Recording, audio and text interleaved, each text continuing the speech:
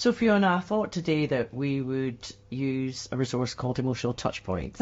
And I'm keen to use this to learn about your experience of being a visitor for your stepmother who's in a care home. She is, yeah. And to learn about that experience. So we often use this resource to learn in quite a focused way about people's experiences. Yeah. It's very heavily emphasising the emotion about how you feel about a particular experience. Yeah. So if you're happy to kind of give this a go. Absolutely. What we have is we've got a number of touch points here that we've already talked about in terms of the different, if we break down the experience of visiting, we've got having things to do, we've got spending time with Vi, your stepmother, we've got the environment, we've got getting information, talking with staff, and being around other residents. And there's also a blank, because we're never assuming that we've kind of named all the different elements of that experience. So there's a blank there in case there's something else. Yeah. But for the first, so thinking about the time we've got together just now, maybe if we could think about picking two that resonate with you, that you'd like to talk about. Yeah. So just having a wee look. So spending time with Vi. Definitely that one, and probably talking with staff as well. Okay. So we'll take these. We'll put the other ones away. And focus on these. Is the one that you would like to start with? Who is this one? The spending time with Vi. So what we have, so thinking about that experience of you spending time with Vi, we have here a number of emotional words, and you'll see on this side, the ones here are perhaps got more positive side to them. These ones maybe they're not negative, but they're just expressing perhaps a different viewpoint. Okay. So, and then we also have some blanks. Good. In case the words here there's another word that you're thinking about that you'd like to use. So there's that option too. So just having thinking about that experience of spending time with Vi, are there emotion words that you would select to sum up what that experience feels like for you? Yep. So that one, definitely frustrated.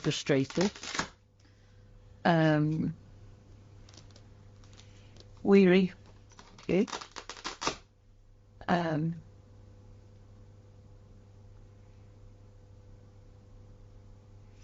Stuck. And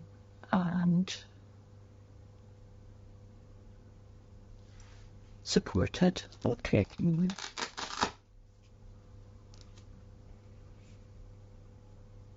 That's probably okay. Yeah. No, that's fine. Okay, so thinking about the words that you've chosen, you picked in terms of spending time with Vi, you've picked frustrated, weary, stuck, and supported. If there was a word that you would like to start with, what would you like to start with? Weary and frustrated are about the same thing, all right. So maybe start with weary, because. So tell me a bit about this thing around feeling a bit weary when you're spending time with Vi, when you're visiting her. Yeah. Yeah, because she's got dementia, and I just find it really hard going in to visit her all the time, because she tries to take command of the conversation, but she ends up asking me the same question 10 times, and might give her an example to begin with, and embellish my answer, and when she asks the same question for the 10th time, like, have I had a profitable morning or a good day at work or something like that, to begin with, I might go, yes, and give her a lot of detail, and then eventually I just go, yes, I did.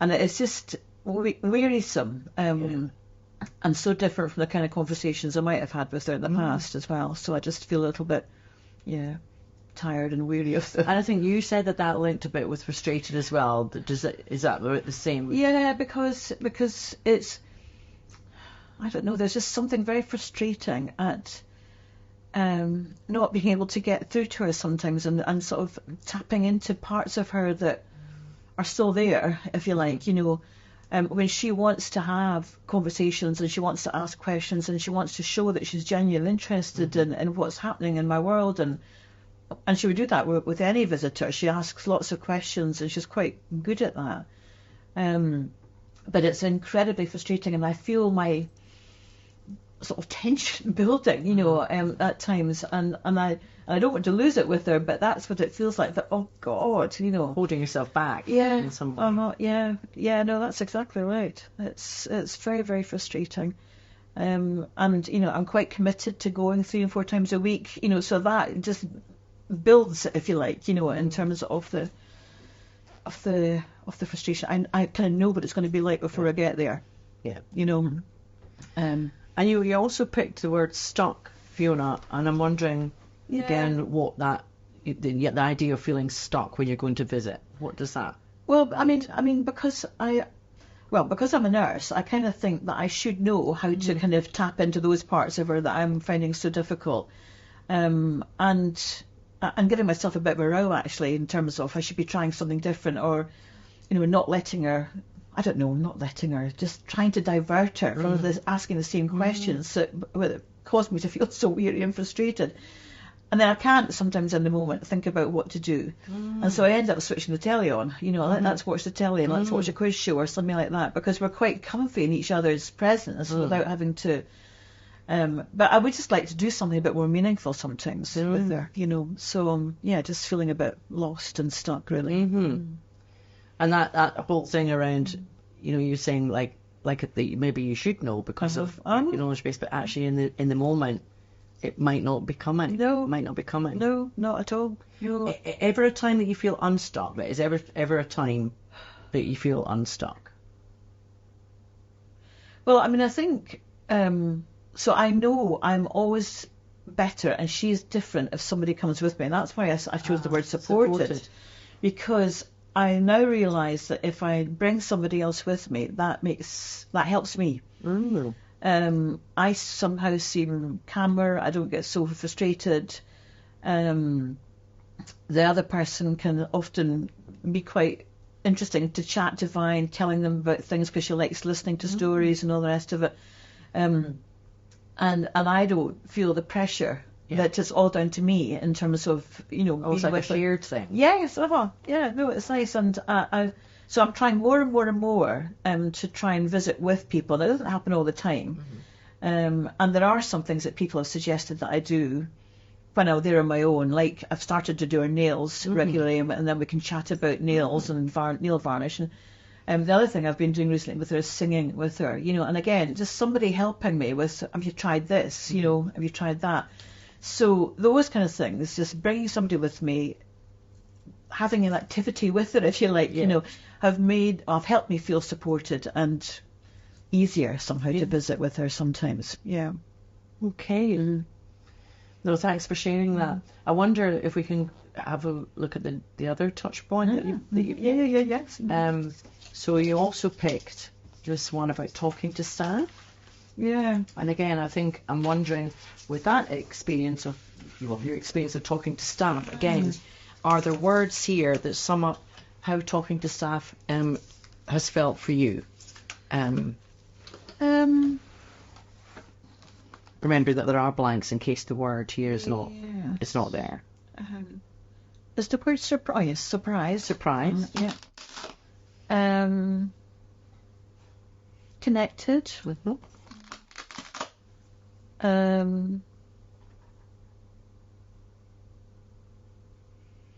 haven't really got very negative words at all. You know, if I'm thinking about it. Okay.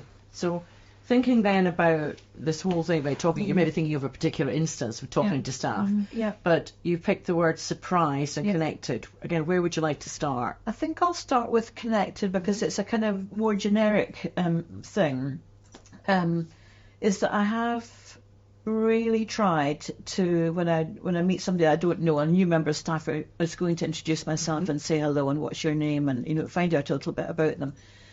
And what is lovely with that is when I come in, you know, there's usually somebody sitting at the desk, and they'll either wave to me down the corridor, or they'll shout, "Hi, Fiona," you know, and so things like that. Just, I feel as if I belong and I'm connected somewhat to them.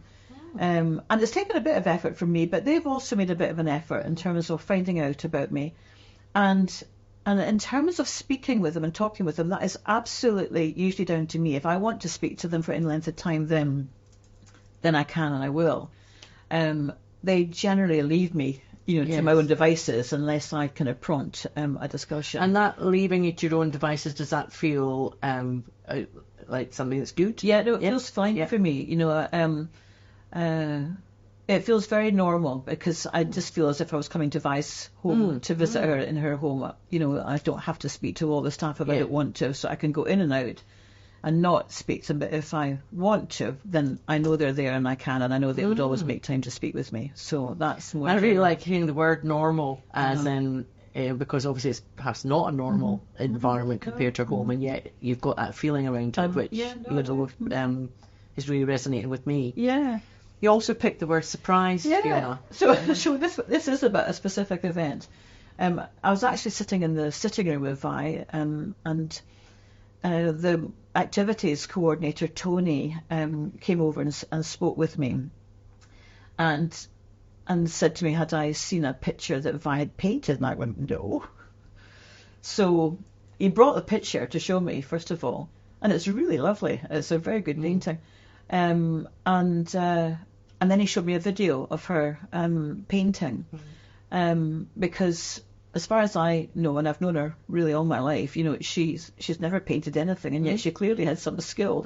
And he was just so delighted that he'd found a talent that she has, however later in life, and I guess so. I wasn't surprised that he came over, but I was surprised at what he was able to tell me about Vi, because it was something that I didn't know, and her painting was really beautiful, and it just helped me find out a little bit more about him at that point as well, because I found out that he's an artist, and so and some of the things that I perhaps wouldn't have known before about him, which was nice, just to learn a little bit more about him as well. And I'm noticing even showing you the video, like making the effort to actually do that, and so you could see it as well as you see the process, not just the end product of the painting. Yeah, no, it was interesting. Lovely. Yeah, no, he was so thoughtful. He was so thoughtful about it all. No, it's given me some ideas about that. So thanks very much for sharing that. I'm just wondering, at the end of that process, if there was anything else you wanted to say in relation to the experience? Well, I've enjoyed it.